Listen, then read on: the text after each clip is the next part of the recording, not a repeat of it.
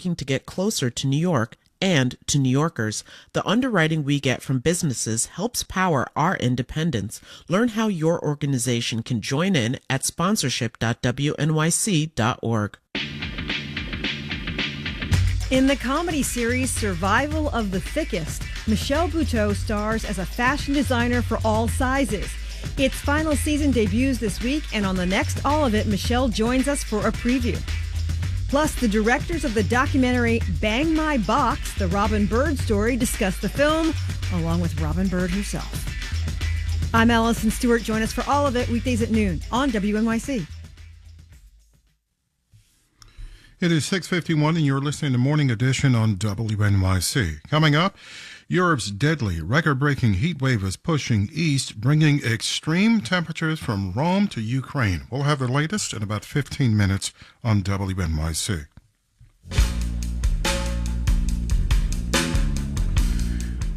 We're in the low 70s right now with some sunshine, but an extreme heat watch Wednesday through Friday. Patchy fog this morning, mostly sunny, mid-80s with a light wind. Then tomorrow, mostly sunny and 87. And then on Wednesday, here it comes. A slim chance of afternoon showers and thunderstorms. It'll be a mostly sunny day, but the high temperature, mid-90s. Then on Thursday, sunny and hot, a high near 100 degrees. Friday, sunny with a hot near 99. And then you're asking about July 4th, Independence Day, a 40% chance of showers, mostly sunny, still hot, 94.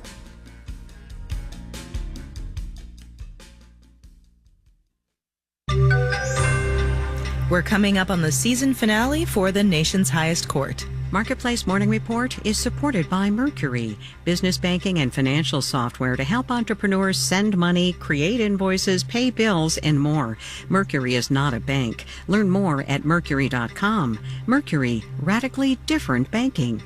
And by Odoo.com, providing business management software with integrated programs for accounting, manufacturing, and operations. Odoo, all your business on one platform. From Marketplace in Washington, I'm Kimberly Adams. The Supreme Court is poised to issue decisions on several major cases as it wraps up its current term. Opinions could come as early as today on cases that impact the independence of the Federal Reserve and federal regulatory agencies. Marketplace's Nova Safo has the details. Among the two most consequential cases in this term's docket are Trump v. Cook and Trump v. Slaughter. As the name suggests, they have to do with the president's assertions of executive authority. Trump tried to fire Federal Reserve Governor Lisa Cook. It's the first time ever a president has tried to do so. Lower courts halted the move. During oral arguments in January, justices appeared inclined to also block Cook's firing, expressing concerns about due process and the need to insulate the Fed from politics. In Trump v. Slaughter, justices appeared more likely to side with the executive branch, ready to overturn a 90-year-old legal precedent that protects heads of regulatory agencies, ones that require technical knowledge and scientific expertise, from political interference. That case centers on Trump's firing of Federal Trade Commission member Rebecca Slaughter. According to the law, an FTC commissioner can only be fired for cause. Trump fired her over policy differences. I'm Nova Safo for Marketplace. More Americans are using GLP-1 drugs like Ozempic and Wegovy for weight loss, and that's affecting their grocery shopping habits. A new survey from the consumer marketing company Big Chalk Analytics finds that GLP-1 use could shave up to 2.7% off grocery store sales this year. But as Marketplace's Henry Epp reports, food companies are finding a ways to adapt. For years, the size of packaged foods went mostly in one direction. Bigger, says Rick Miller at Big Chalk. 6 packs of Coke turned into 12 packs of Coke, turned into 48 packs of Coke.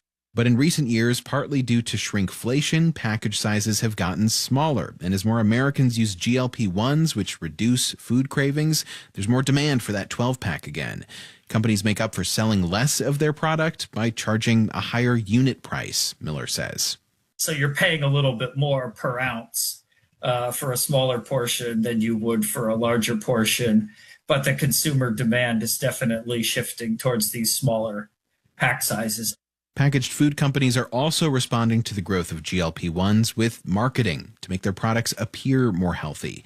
Craig Rowley is with the consulting firm Korn Ferry. That's rethinking your brand. That's rethinking the product that you are selling. And then how do you repackage it to say this is a new and improved, healthy cookie bag? Some companies are also changing ingredients, adding more protein, cutting back carbohydrates. Still, Big Chalk says cutbacks from GLP-1 users could cost the packaged food industry up to $21 billion this year. I'm Henry Epp for Marketplace.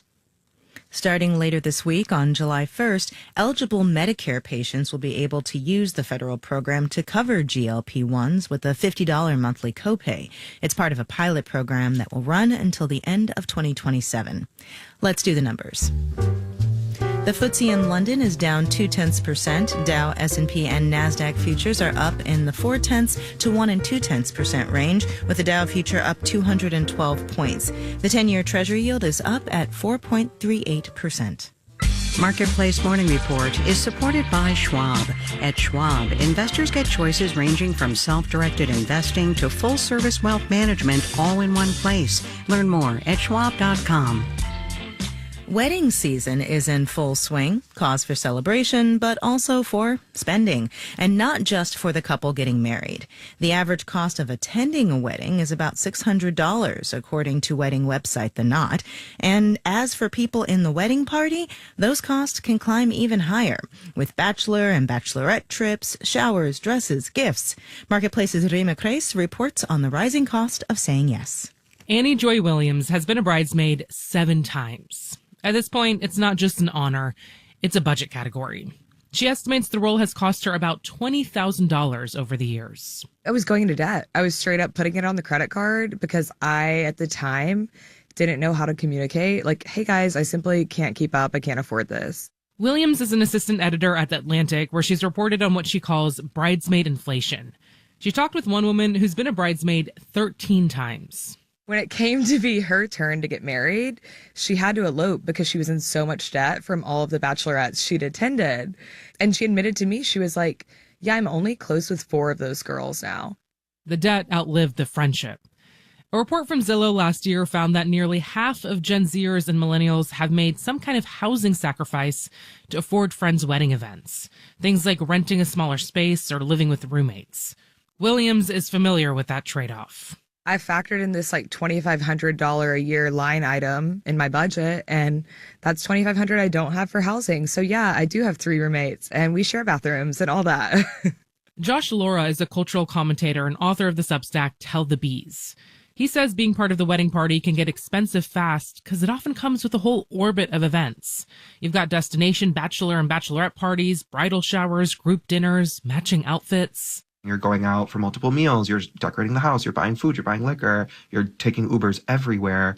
And then 7 days later, you get a Venmo and you're like, what is this? Who did the math? But Laura says the pressure isn't just financial. It's hard to be the person in the group chat saying, actually, I don't know if I can do this. I think that for a lot of people, weddings serve as sort of a last hurrah, where it's like, this is probably the last time that we're ever going to hang out in a real way. And I think sending that text of being like, I can't go to your wedding, I can't fly to Dubai, I can't, visit you on the Scottish moors, it's pretty much hastening the end of that relationship. Williams says it helps to talk about money earlier, before the trip is booked, before the Venmo request lands. And sometimes those conversations can be clarifying. If I'm going to say, like, I can't afford your trip to Palm Beach, and you're going to say, get over it, you need to, like, maybe you were never a close friend of mine. Or maybe this is not the company I should keep. And maybe that's the real math of wedding season, figuring out what you can afford and which friendships can afford your honesty. I'm Rima Kreis for Marketplace. And in Washington, I'm Kimberly Adams with the Marketplace Morning Report. From APM, American Public Media.